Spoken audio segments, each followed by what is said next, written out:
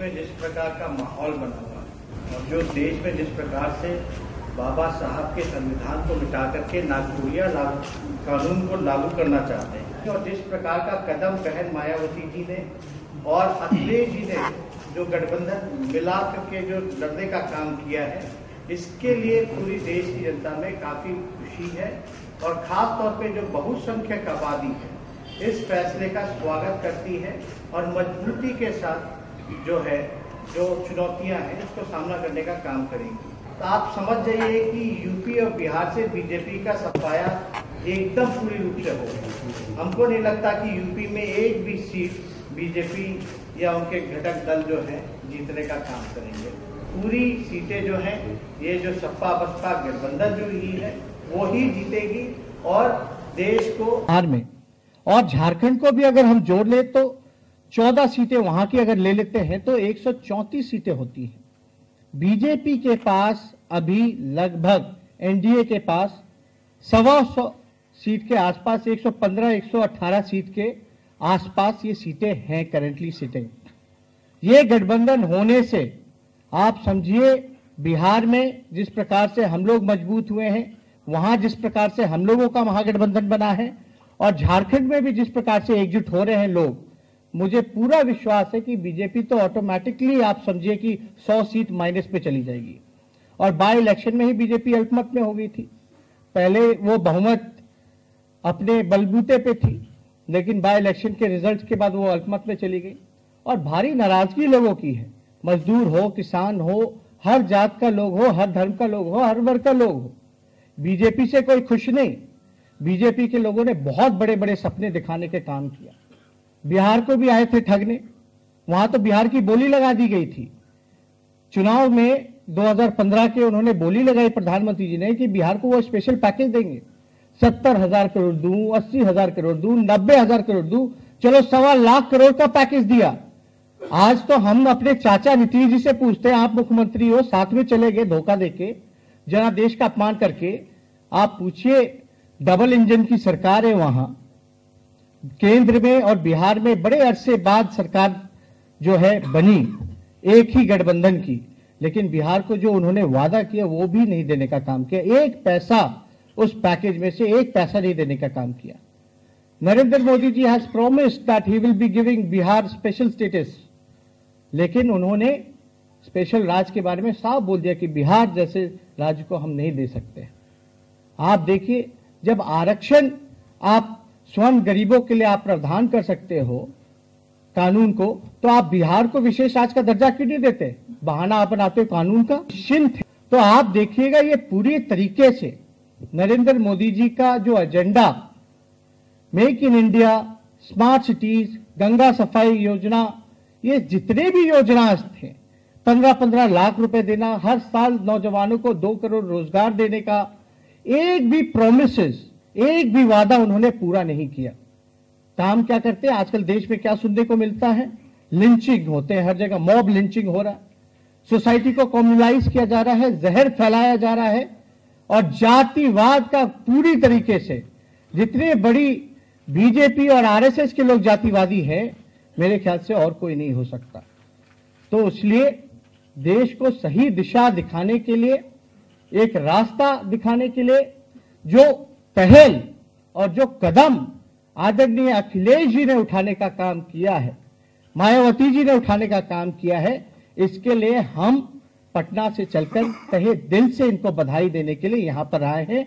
और ये देखिएगा, इनका ये जो कदम है आगे चल करके देश इसको मानने का काम करेगा और इनको बधाई देने का काम करेगा कि आप लोगों ने जो कदम उठाने का काम किया है, जिससे इन लोगों से, नागपुरिया कानून से जो बचाने का ये लोग काम करेंगे, सब लोग इनको याद करेंगे। और एक ऐतिहासिक फैसला, मैं कहता हूं ये ऐतिहासिक फैसला, बिहार में भी कोई नहीं सोचता था कि लालू जी और नीतीश जी एकजुट हो जाएंगे, लेकिन एकजुट हुए।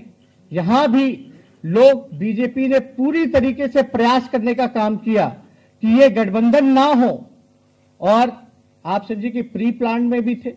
हम लोग तो केस मुकदमा झेल ही रहे, सीबीआई, ईडी।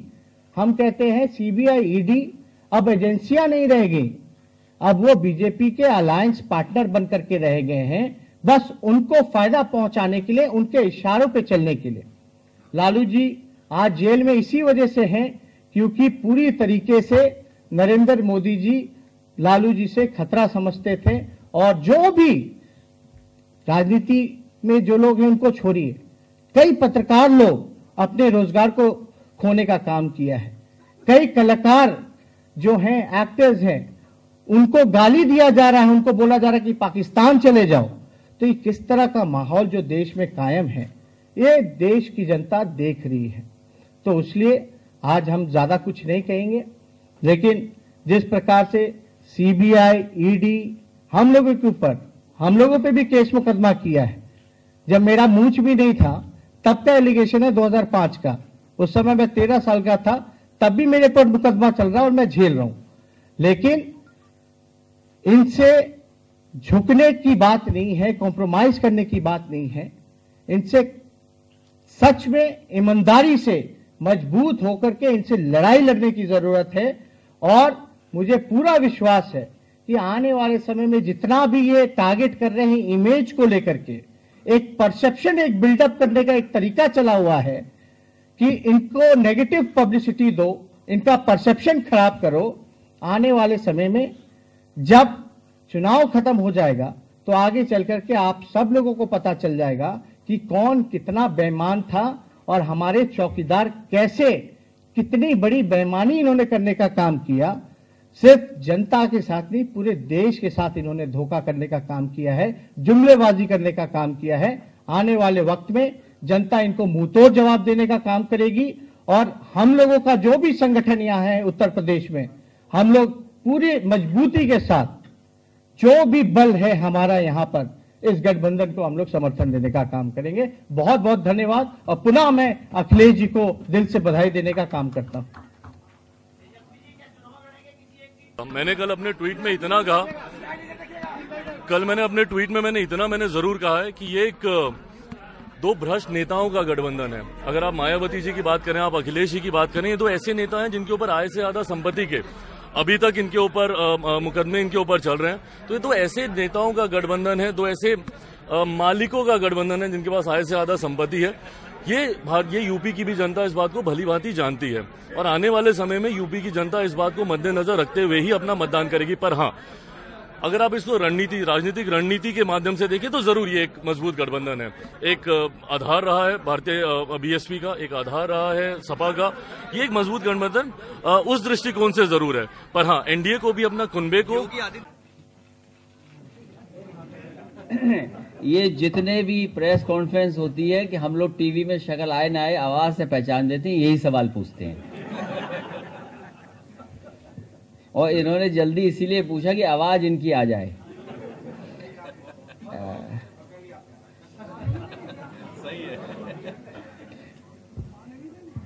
यहाँ पर उपस्थित पूर्व मुख्यमंत्री, बिहार के नौजवानों के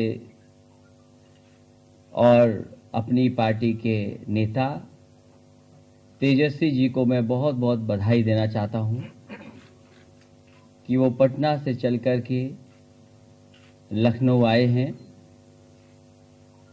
बहुजन समाज पार्टी के नेता आदरणीय मायावती जी, समाजवादी पार्टी को तो आपने बधाई दी है, लेकिन सही मायने में जब आप आए हैं और बधाई दी है तो जनता के बीच में एक संदेश गया है कि इस गठबंधन को सीमेंटिंग करने का काम और हम लोग करेंगे और आप लोग इसी तरीके से सहयोग देंगे तो जनता भी पूरी तरीके से खड़ी दिखाई देगी।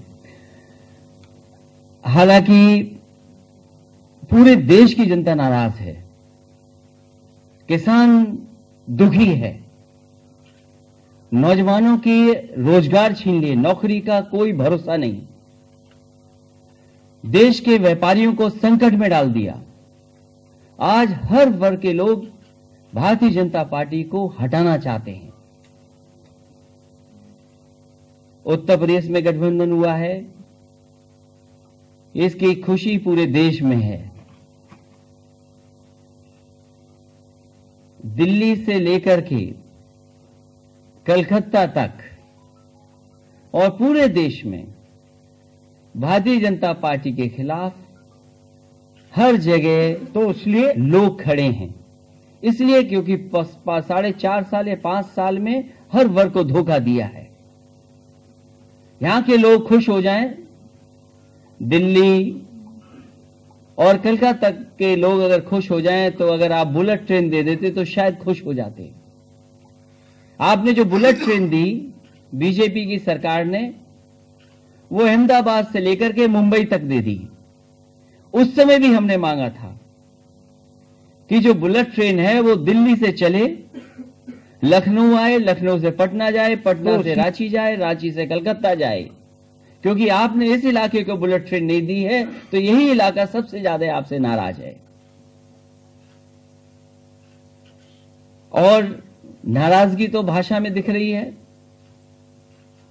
हमारे मुख्यमंत्री अच्छे हैं जो बीजेपी का संदेश देते हैं। पहले उन्होंने कहा ठोक दो, और ठोक दो का असर यह हुआ कि जनता किसको ठोके, पुलिस किसको ठोके, वो सोच ही नहीं पाए।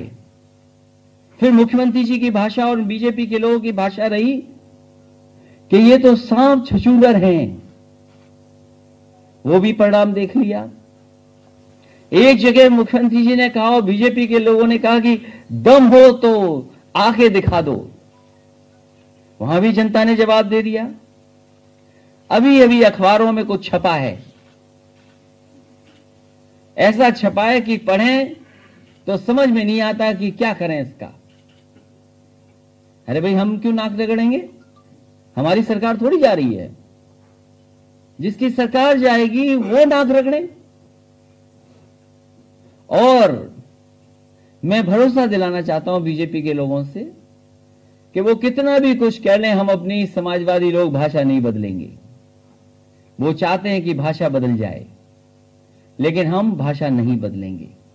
इस मौके पर तेजस्वी जी का, उनके सहयोगी साथियों का, आदरणीय लालू प्रसाद यादव जी का और इनके जितने भी साथी सहयोगी हैं, मैं उनका धन्यवाद देता हूं, स्वागत करता हूं कि आपके आने से ये गठबंधन और मजबूत दिखाई देगा।